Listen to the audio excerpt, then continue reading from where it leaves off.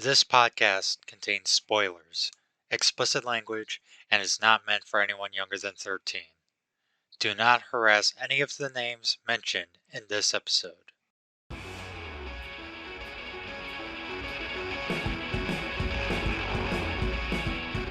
A college student falls in love with a mysterious person who may be more beast than man.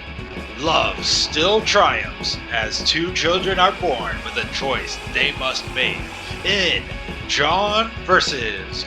Wolf Children.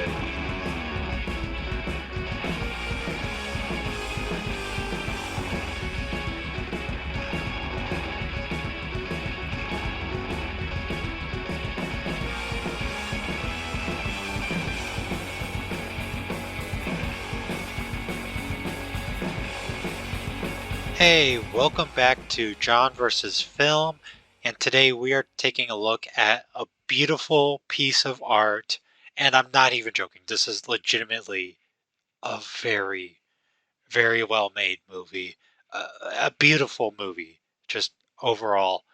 And a movie, of course, if you read the title, is Wolf Children, a 2012 anime movie directed by, of course, Mamoru Hosoda. This is going to be the last one for the month, if as long as me going to see Belle pans out like I planned it to.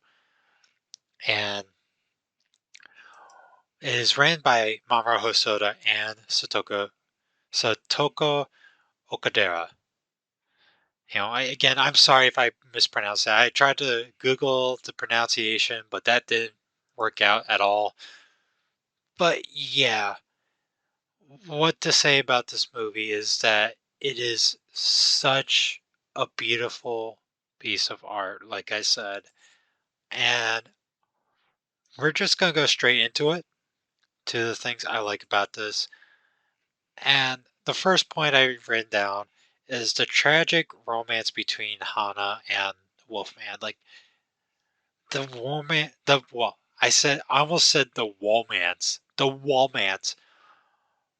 I guess I have to talk like Elmer Fudd now. The the womance for the movie doesn't star any wascally wabbits.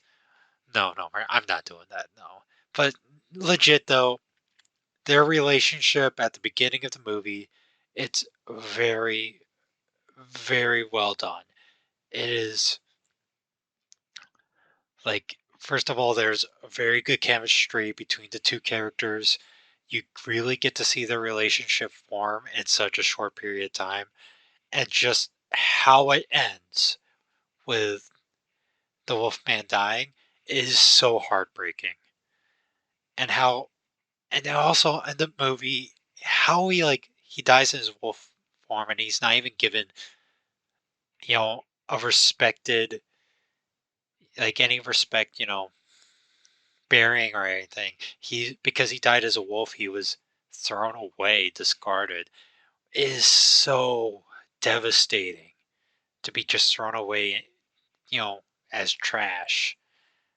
And just for Hana to see that is such an heartbreaking outcome to what was to be a very, lovely romance between the two.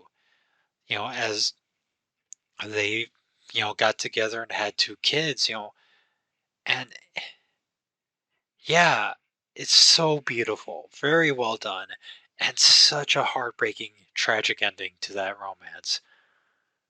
And speaking of Hana, their her character and her children.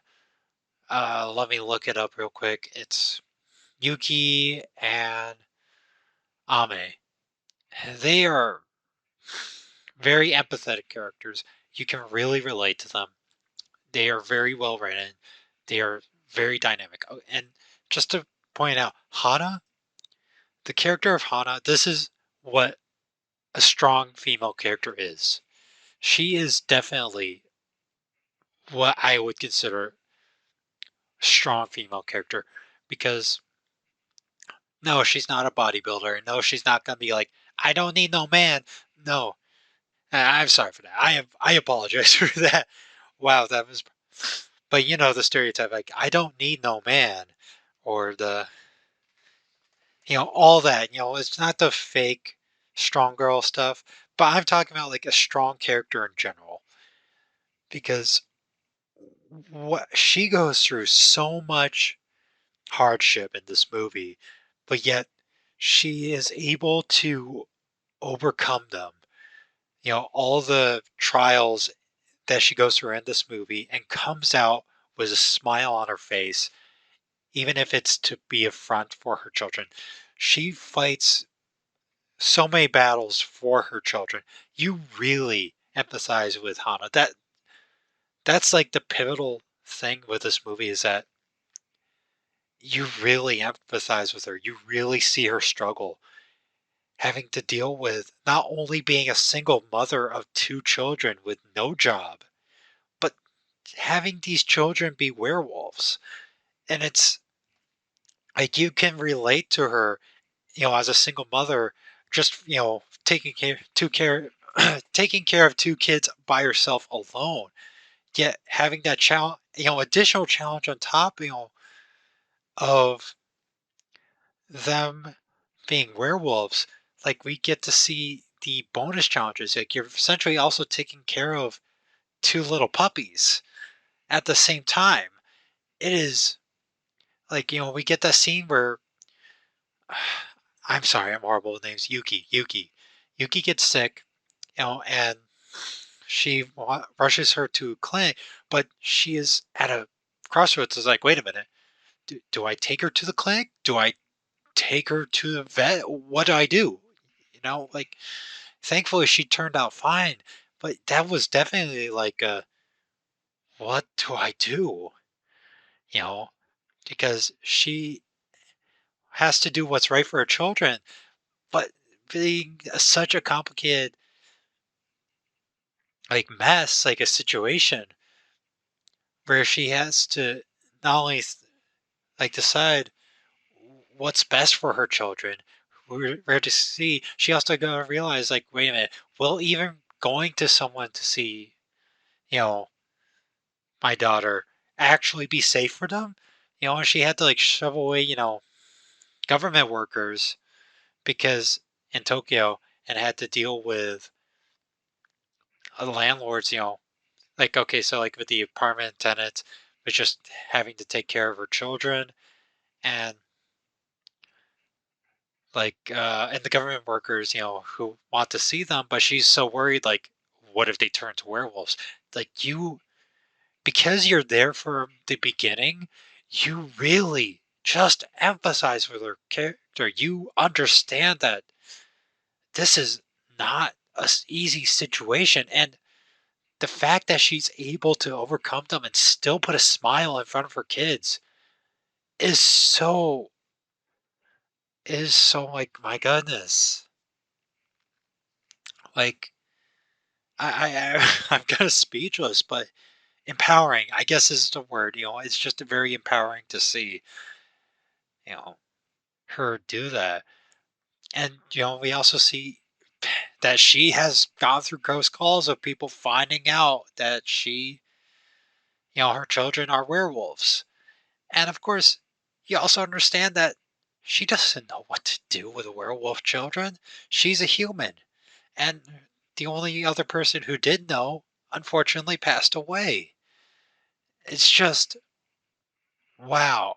And of course, it's so like it's also a very heartwarming story, seeing because it's not like you just see a moment of her, their lives.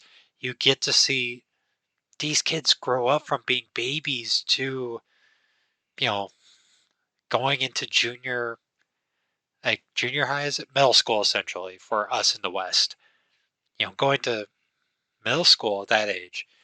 So we see the kids grow up in this short period of time.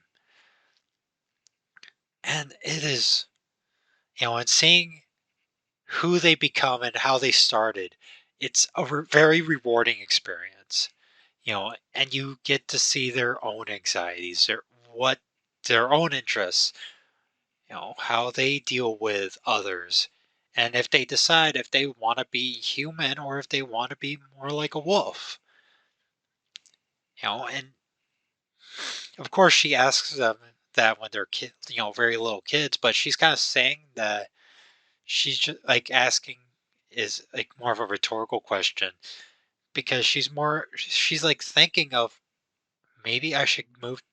I think it's safe for them to move, to the countryside where nobody's around and where they could be able to choose who they want to be because they can't do that in Tokyo. And she also is traumatized from the events of her husband and how he passed away. Is their family dynamic and just seeing the single mother raise these two werewolf children is truly such a heartwarming experience and one that gets you emotional. Like, here's the thing, okay. I only seen this movie once before. I watched it for this episode, and I actually stayed up late watching it, and I got very invested again. And the reason I, didn't watch it more than I did Summer Wars or Girl Who Left Through Time, and I own it on Blu-ray. I had it on Blu-ray for a while, so that's how I watched it the first time. Is that I own it. I remember watching it and just being like it emotionally broke me. This movie and those characters, they definitely sell it. They sell this very emotional, journey. This coming of age journey and this story of a single mother. And to also help sell this, the emotions and all this is the art and animation. It is, from what I've seen, this is Mamoru Hosoda's best work by far none. Like the background art is beautiful and very breath, and the art in general is breathtaking. And while we got the more comedic bit, like in the previous movies I talk about, Summer Wars and The Girl Who Loves Her Time, you get those comedic bits, there. But not in this movie. In this movie, there's not so much of those comedic bits because this is not a comedy. There's Yes, there's funny moments and maybe some exaggerated, comedic faces here or there, but they're not super exaggerated. They're not cartoonishly exaggerated or even as exaggerated as they were in the previous movies I talk about. A lot of the animation, especially with the face, there's very subtle and well done animation. Like when Hana and the Wolfman first slept together, we don't really see the eyes or anything, but just her subtle head movements and how the hair moves. It's it helps tell the story. And so it's powerful. Like the animation can be powerfully subtle, as I put it, but another very but even when it's not subtle, it's still very powerful and breathtaking. Like, and it's just in simple acts like when she takes her kids out to the forest in the mountains when it's winter and they play in the snow together. It's just something that tugs on the heartstrings of just, and it makes you smile. It makes you smile. This is like, there could have been easily like a comedic moment, but no, this is just a heartwarming scene of them playing in the snow, them running, and that's right before we get that very traumatic moment where uh, Ame, almost drowns and almost, legitimately scares the crap out of Hana. Hana thought she was going to lose her child just like she lost her husband. Oh, well, actually, we don't know if they got married legally, but her her love, the father of her children. It's just this movie artistically and visually sells the emotional moments so well with the cinematography. Sorry. I'm recording this right after the Girl Who Leapt Through Time episode, so my cough is still here. Hi. But again, I just can't un I can't undersell this, like, how truly fantastic this movie is. And the story is very well crafted, very well paced as well. That's another point. As we get to really see, you know, like first of all, how they were managed to, go through, you know, their stories, in such a long period of time in a short amount of time. Like this movie's an hour and 50 minutes.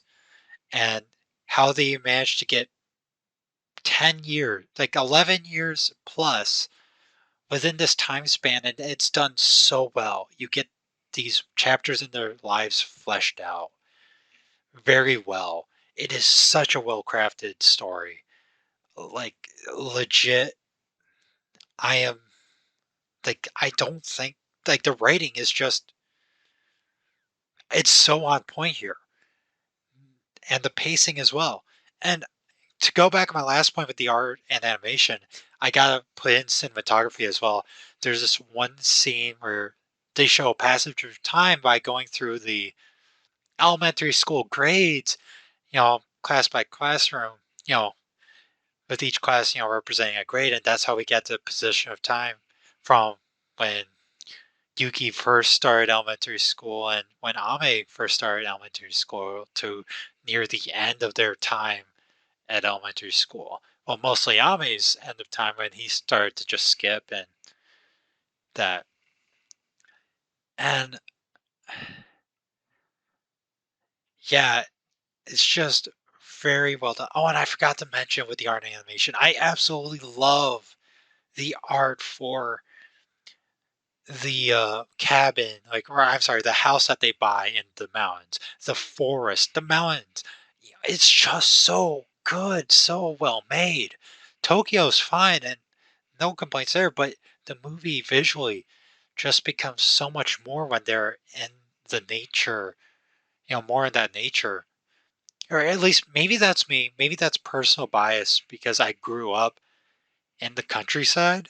So maybe I have more of a nostalgic feeling of, woods and being in an older house and all that.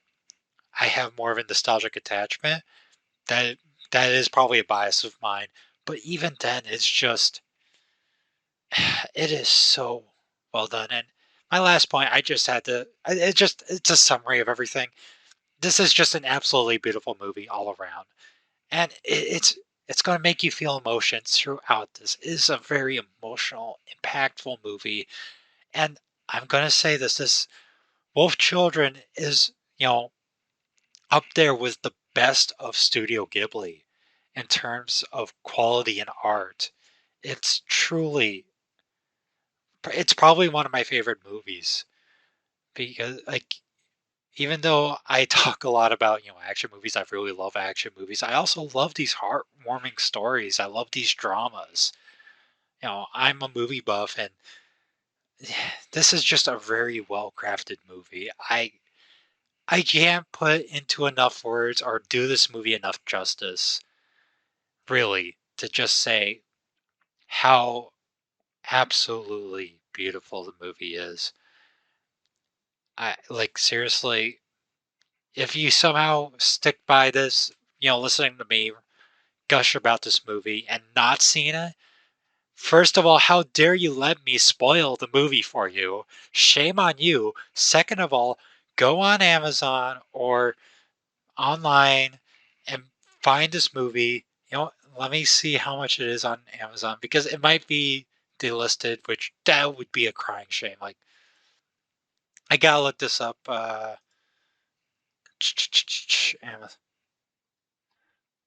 On, like, legit, you need to watch this movie.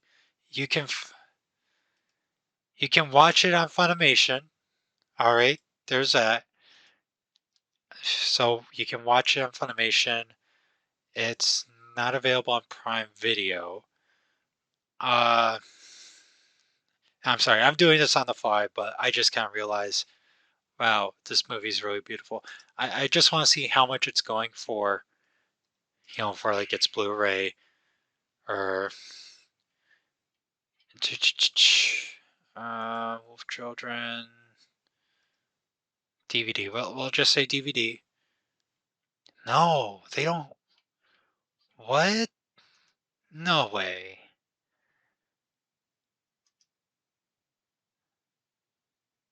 Oh my god. Okay, we're gonna look for Blu. Okay, I found it on Blu-ray.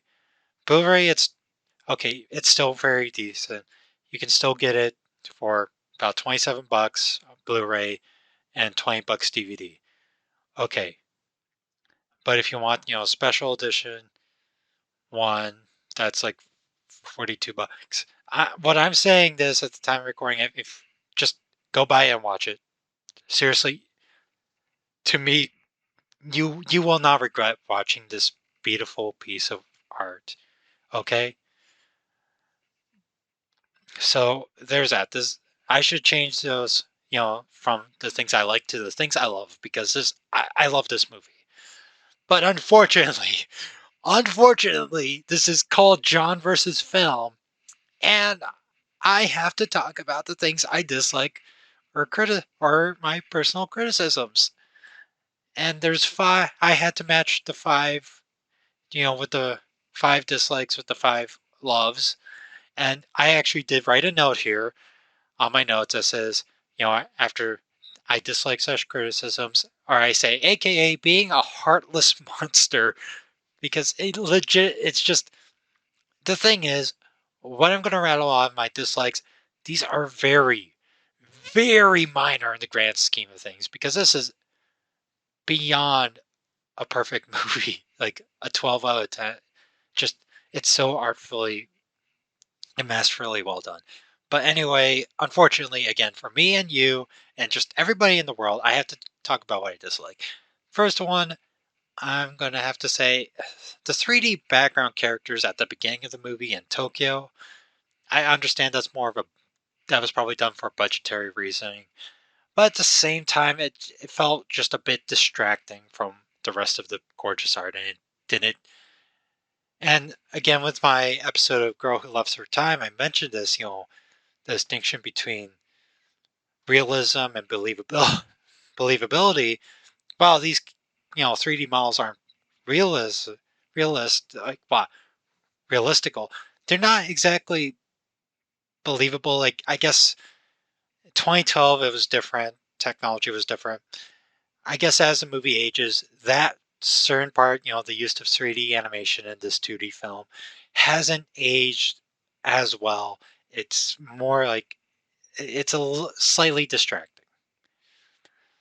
Now, my next point, if you're a furry, listen to my podcast, you might want to turn off for this because I gotta mention that it was kind of questionable for Hana to be sleeping with a wolf man. No, I'm not talking about him being a man who transforms to a wolf. I don't mean that. I'm talking about when he is half man, half wolf. When she's like distinctively having the love making with the, the half wolf, half human side. That's a more of like, mm, I don't know. I don't I don't know if I agree with that. Um, Even though I don't really have a problem with it. That's the thing. I put it on the list because I kind of had to mention that it's a little weird, but I don't care. I don't care because this is a very well done movie, and that scene is very beautiful. And just see, that's not even a dislike or criticism. I just put on there just because I had to mention it. I had to mention the.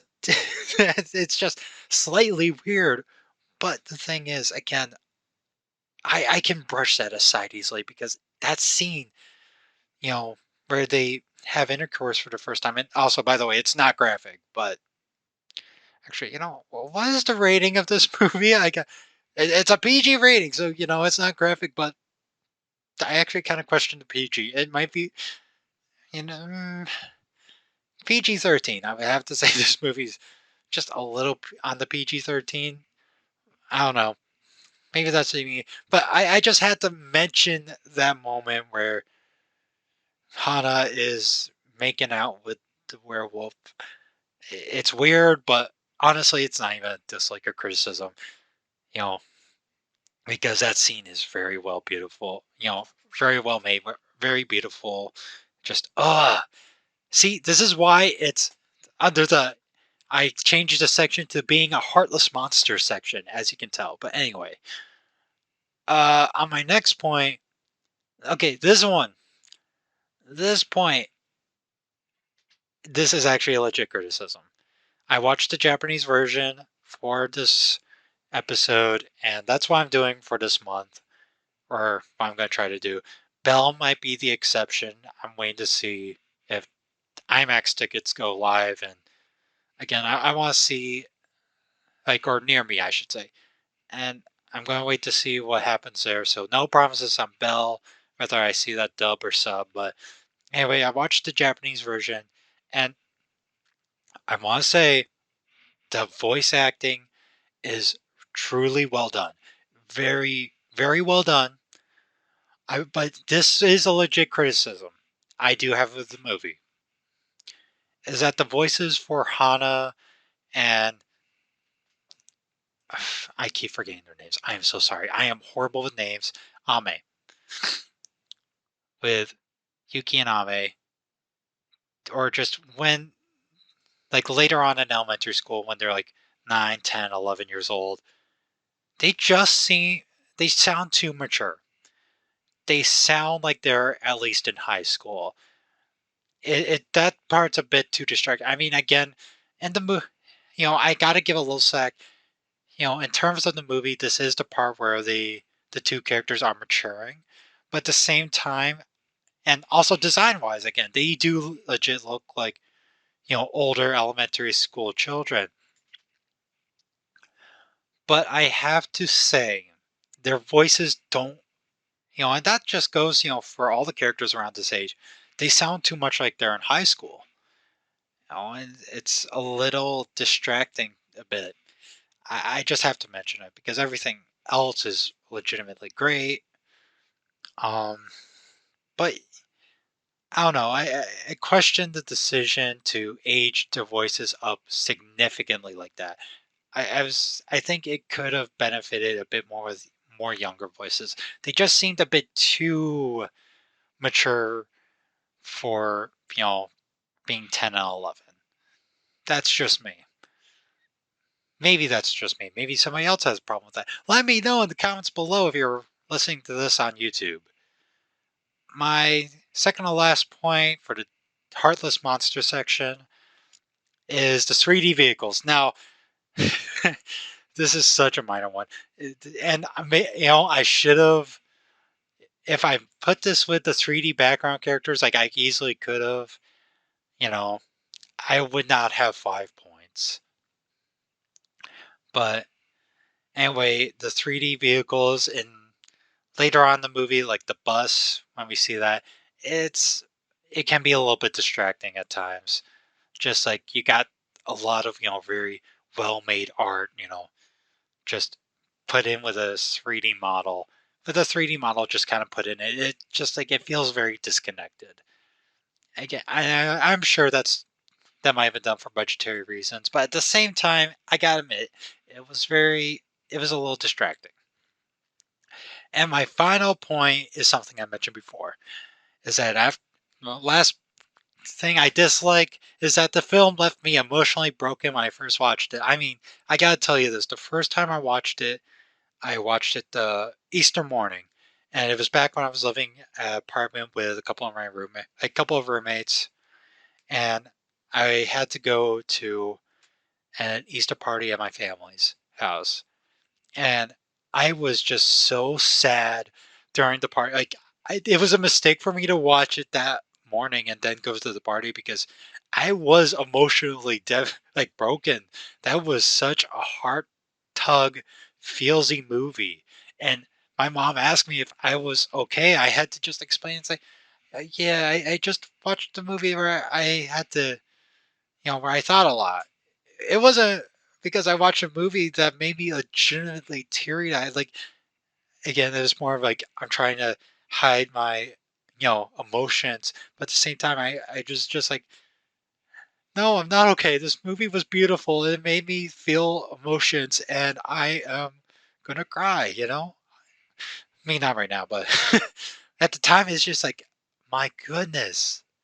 I it was legitimately watching art that made me teared up, and that's the reason why I only needed to watch it that once to be like so invested into this movie. It's like so even that last point, that's not even a criticism. That is very much a personal experience.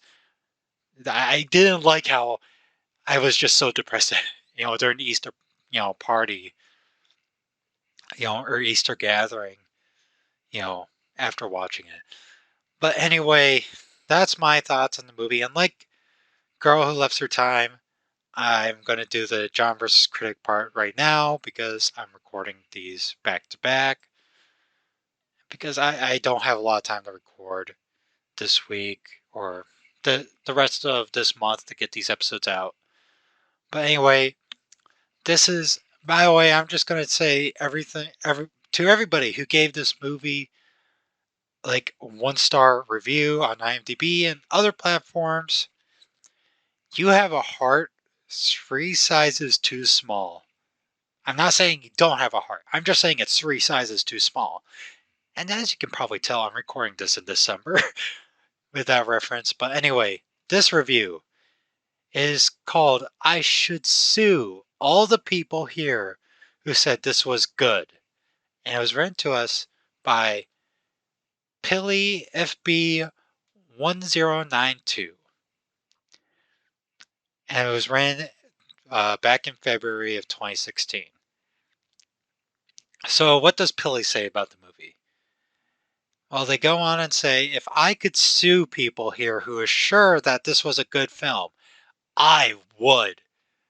Well, here's the thing if you sue me, I will countersue you for being a, a meanie. Yeah. How you like that? Sue you for being a meanie. Also for trying to deface this beautiful piece of work. I get it, opinions are subjective. Everybody's entitled to opinions, but some people's opinions are objectively wrong, let's face it. And I think this is one of those. Like this review is I think is objectively wrong. But anyway, they go on to say, but I recognize the storyline and graphics. Well, okay, well, first of all, graphics, that's more of a video game term. This ain't a video game. This is a movie. Like graphics are more so for describing the visuals of video games. That's the terminology there. Animation is what you're looking for, or art style. Graphics, all right. But anyway, they go and say, but I recognize the storyline, landscape were good. Well, if they were good, why is it a 1 out of 10? All right, well, you know what? You know what? Well, first of all, you said it was good, so you gotta sue yourself as well. Sorry, I don't. I don't make the rules. Apparently, you do though, or you wish you could. But we just found a loophole where you're going to be suing yourself. I don't think it's worth it. But anyway,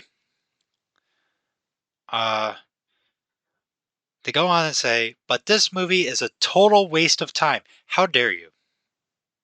It's like, seriously, how dare you say this? I'm going to be so defensive about this movie. Guys, I'm sorry, but legit, I got to defend this movie really bad. It's a just, ugh. Anyway, also, like, this is slander, especially if you like good endings. Some good and others sad, but good. That's what they say. And first of all, that is a good ending. That the ending, by the way, I'm just going to tell you, is good because the mother Hana, she lets her children grow up. It was time for them to leave the nest. That's part of their story. And she has to like accept, it was time to let go. You know, it was sad, but at the same time, it's it was a happy ending because it's not like they're you know gone forever. You know, like they will never come back. I mean, maybe Ame, but at the same time, he's still in the mountains, and she hears him howling, you know, in the woods, So it's not like, again, it's more like, if you really watch it, it's a happy movie. It gets a happy ending, I should say. A sad but happy at the same. It's weird to describe. Like, it's sad to see them go, but at the same time, it is a good, and at like, in the grand scheme, it is the happy ending. Is It's the birds are leaving the nest and making their own paths and lives, and the mother accepting that fact. But anyway, the review goes on and says, I couldn't be more disappointed than what I am. If I could say with words how awful it was, you can't. Want to know why? This movie was not awful. So there are no words that you can describe with this movie to say that it's awful. Like, legitimately, it's part of the English language, and I'm sure the Japanese language, where you cannot put wolf children and words to describe awfulness in the same sentence without the word not. As in, this was not an awful movie. But anyway, sorry. Again, I should be more open minded, but it's hard. I gotta, like, mm, mm. It's hard. I'll try. Uh, and like, but of course, they're gonna try to say. They said, was beautiful how hardworking the mother of the two kids was. But she lacks many things, and the result of her lacking was what happened in the end. What? What was that a sentence? That was not a sentence. Oh, wait. Well, first of all, I appreciate that you mentioned that something in this movie was beautiful. But again, you gave this movie a 1 out of 10 star. I'm going to roast the crap out of this review. But anyway, she lacks many things, and the result is her lacking was what happened in the end. Like, okay, are you talking about how she raised them or just the lack of knowledge? I mean, I'm just, I don't think you raised werewolves as children. I mean, granted, I've never raised werewolves as children, and I would love to meet someone who has raised a werewolf as a child. But yeah, it's kind of like not an easy thing to learn. Like, yeah, there's not a how to raise your werewolf child for dummies. Doesn't That book kind of is not there. Anyway, the review goes on and says, I don't understand why they had to decide what they wanted to be if they were both things. Well, they're not things, they're people. You know, they were humans and wolf at the same time. Why did the boy leave her mother to take care of the woods? Because he wanted to. That was his path. And he was a disobedient kid with no respect for her mother and her sister. False. That is objectively wrong. If he had no respect for his mother, he would not have listened to her the first time. Because in the movie, she, tells him, no, you're not doing that. And he actually does. Throughout the movie, he's shown, great respect for, you know, his mother, as since a little kid. He was very much the outsider, quiet kid. His life, path in life was to be in nature, to be a wolf. That's why his heart felt like, he was supposed to be, you know, and that was his, that was his choice, you know. And the thing was, like, you gotta think to a certain point, the mother keeping Ame, there was part of her selfishness that she did not want to let go when it was time to let go. But, and for the record, like, the mother was, generally fine, with him, trying to explore his path. It just became a point where she was just worried for his safety, and but didn't understand that is just that he is now at a part of his life where he needs to leave the nest. But again, he was not disrespectful to the mom, because if he was, again, he would have left from the get-go. Like after, like he wouldn't have stayed for as long as he did. And when it came to his sister, that was just sibling rivalry. Like, you gotta say, the thing was, it wasn't a one-sided, you know, argument. It's just that these two characters at this point, in their lives, they had two different viewpoints and they could not understand the other's, you know, way of life or their viewpoint. Ame could not understand why or Yuki, I'm sorry. Yuki wanted to be a human. And Yuki, vice versa, didn't understand why Ame wanted to be a wolf. So it was just those budding ideologies and just a sibling rivalry, a sibling disagreement, between werewolves. So it got chaotic. I will admit that, but it's just that those two beliefs, to think that the sibling had to conform to the other sibling's side. That was the point of conflict. They were both right but wrong at the same time. Now, anyway, the mother didn't know how to uh, educate, nor discipline her kids, and in the end, she just lost both. Of course, people here may say she was a good mother and the message was beautiful. Okay, well, you know what? First, well, didn't you know didn't know how to control or educate or discipline. I think they turned out pretty fine kids. All to say, I mean, other than the one scene where they had a fight, she taught them, and there's just moments where your kid's gonna be disappointed. You know, she had to like put on the tightrope, where it's just like discipline and punishment. She did not punish her kids, I would say, but her parenting style was different. She was, more like she didn't want to punish them if they did something wrong. She wanted to educate them, um, to being to try to lead them. And no one parent's going to be perfect. I don't know who, like, there is no parent that's just going to be perfect. That's going to be able to, always control, always know the right thing to do, always know when to discipline. Not one parent knows everything, but Hana did her best. And legitimately, her kids turned out fine. And also, she didn't lose them. It was more so it was time for them to leave to that. And also, by the way, Yuki's just going to middle school.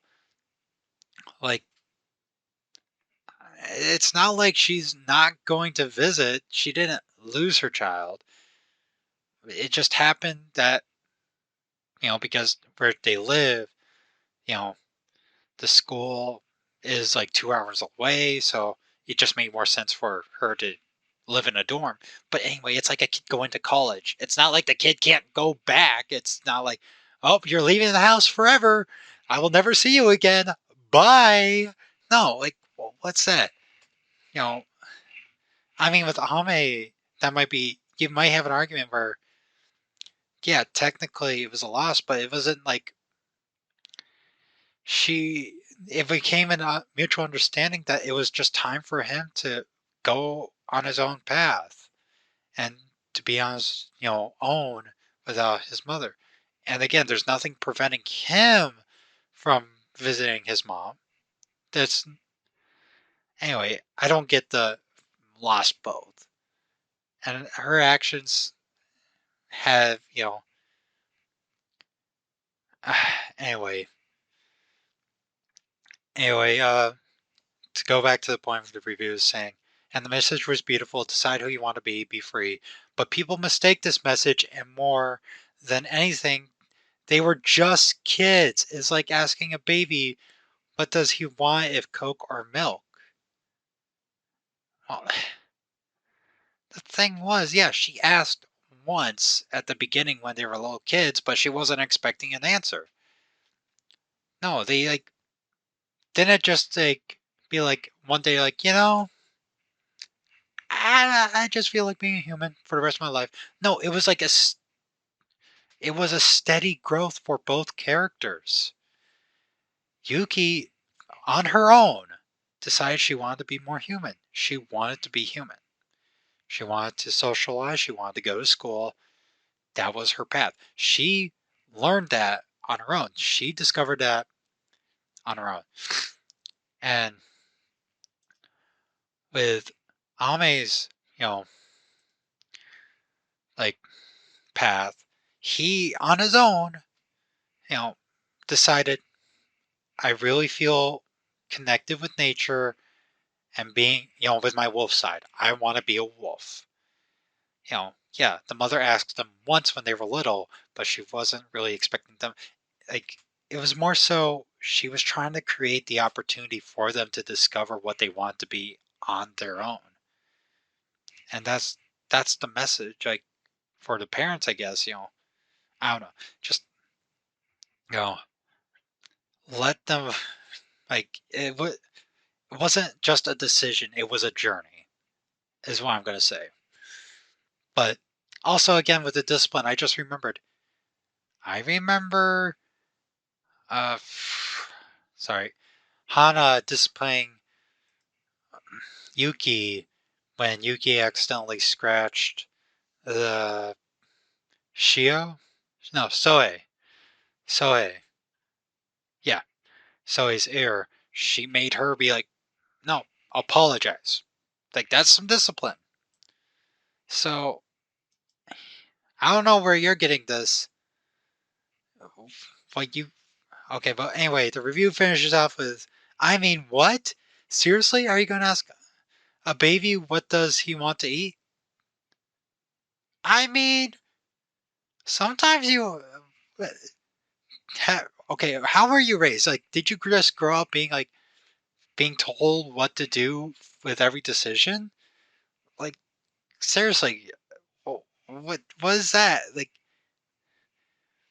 I like, sure, not like a little baby, but when they get to toddler size, you can start asking them, "Hey, what do you want to eat?" You know, give them choices. And but anyway, the review concludes with, "That's why our world is failing, falling apart.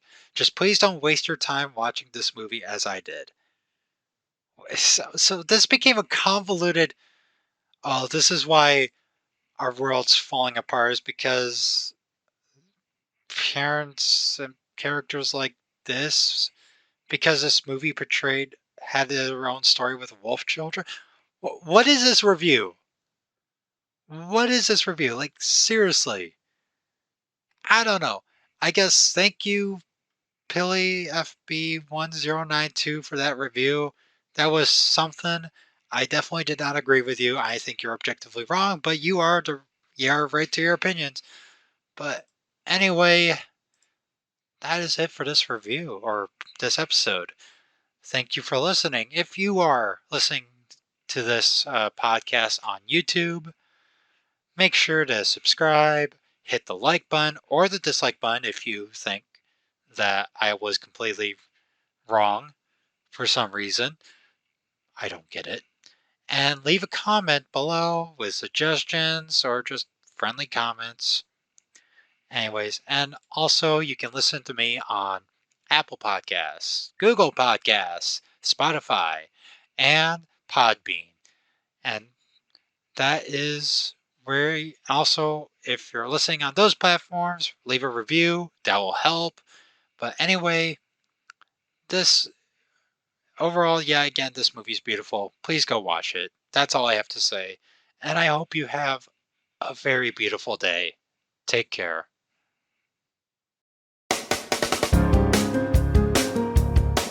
on the next episode of John vs. Film. Let's go on an adventure in this highly influential tale of a master thief and a castle with a long-kept secret. Hopefully we don't get caught. Catch you on the flip side.